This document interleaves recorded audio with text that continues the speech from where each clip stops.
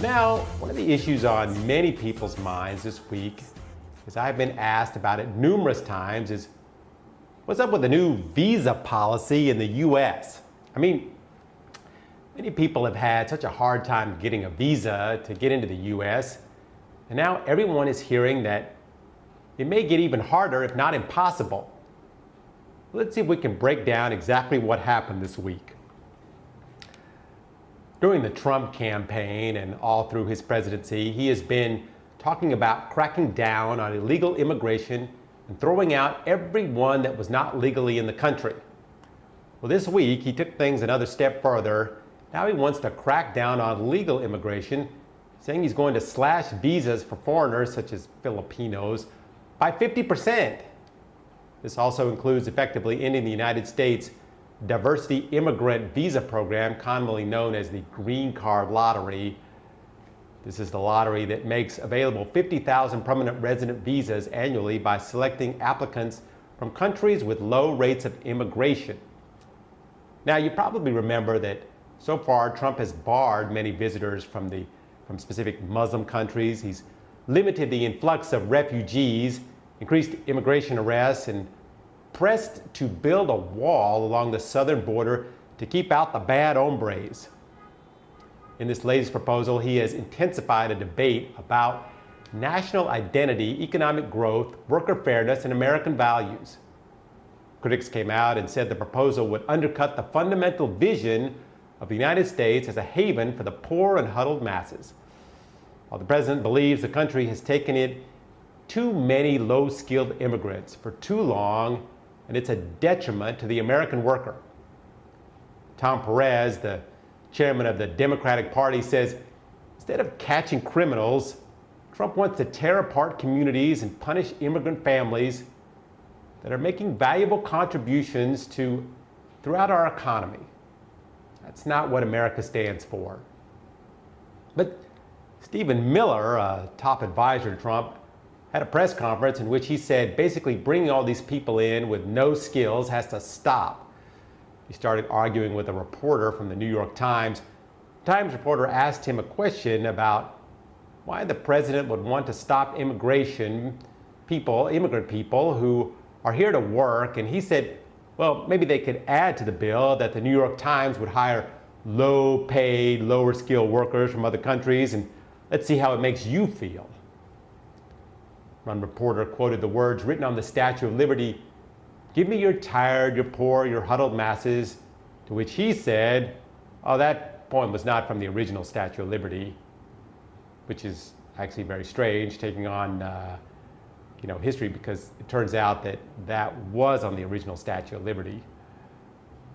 A reporter from CNN went on to say that the White House seems to be trying to engineer a racial and ethnic flow of people into the United States through this policy, to which Stephen Miller said that was one of the most outrageous, insulting, ignorant, and foolish things you could have ever said.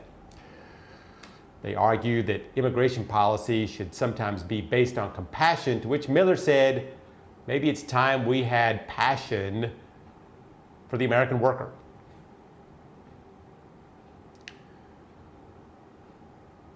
If I understand this right, Trump believes that immigrants are bad for America, that the American citizen should be put first.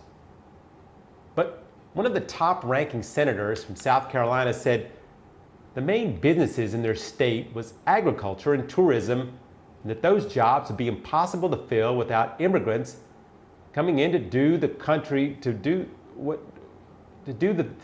jobs that people in his state just don't do. This bill would destroy South Carolina's economy. But other than that, it's a good idea. A little sarcasm from the senator there. The new visa program is based on a point system, which is based on age, education, income, and English-speaking ability. So basically, to get the best score on your points, to get into the U.S., you need to be around 26 to 31 years old, with a U.S.-based doctorate or a professional degree, speak nearly perfect English, and have a salary that's 3 times as high as the median income from where they are from. So if you are a little older with little money and less education, you don't speak English, then it will be nearly impossible for you to get a visa. In other words, if you already have a green card, the chances of you bringing your parents to live with you in the U.S. will be next to impossible. In the current system, most legal immigrants admitted to the country are given a visa based on family ties. If you are an American citizen, you can sponsor your spouse, parents, or your younger children, while siblings and adult children are given preferences for a limited number of visas they give out every year. In 2014, 64% of immigrants that were given visas for legal residency were immediate relatives of people who were already American citizens. Just 15% were through employment visas. But the new legislation that Trump is proposing would not favor families, even if the member of the family is a skilled worker. This new policy, as I have said, is a merit point system in which you need to have good enough score to get a visa. Even if you have the points, they're still going to cut the current number of visas that are currently being given out in half. So to get a good score on the point system, you need good education, your English must be near perfect, you need a high-paying job offer, not the usual jobs that immigrants get, and also your age and your record of achievement and entrepreneurial initiative are very important points. However, according to the press release, it would still allow for spouses and young children, but eliminate the preferences for parents and other relatives like adult children. The policy would also limit the number of refugees that are offered permanent residency. The idea is to stop immigrants from coming into the country that will work for way less money than American citizens. The president blames current lower salaries for American-born citizens on the growing problem of immigration. But the problem critics have with this is that the new policy is that, first, it will cut down on the ethnic diversity of people immigrating to the country and is geared more toward English-speaking countries with high-end education systems that are, for the most part, white.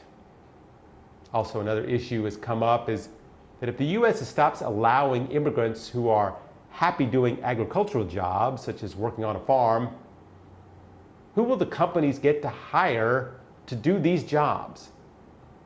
Right now, the unemployment rate is at an all-time low point, so it doesn't seem that the immigrants are really stealing the jobs from Americans. The National Immigration Forum has said that the U.S. is already facing a workforce gap of 7.5 million jobs by the year 2020. The director stated that cutting legal immigration just for the sake of cutting legal immigration would cause irreparable harm to the American worker. The U.S. Chamber of Commerce made a statement that dramatically reducing overall immigration levels won't raise the standard of living for Americans. In fact, it will likely accomplish the exact opposite, making it harder for businesses, communities, and the overall economy to grow, prosper, and create jobs for American workers. Trump said this week at the White House event, the legislation will not only restore our competitive edge in the 21st century, but it will restore the scared bonds of trust between America and its citizens. This legislation demonstrates our compassion for the struggling American families who deserve an immigration system that puts their needs first and that puts America first. So let's see if President Trump can really stop people from coming to the U.S. or if Congress will knock down this proposal. Right now, the lines out in front of the U.S. Embassy here in Manila are still pretty long when I drive by, but I guess that's better than having no lines at all.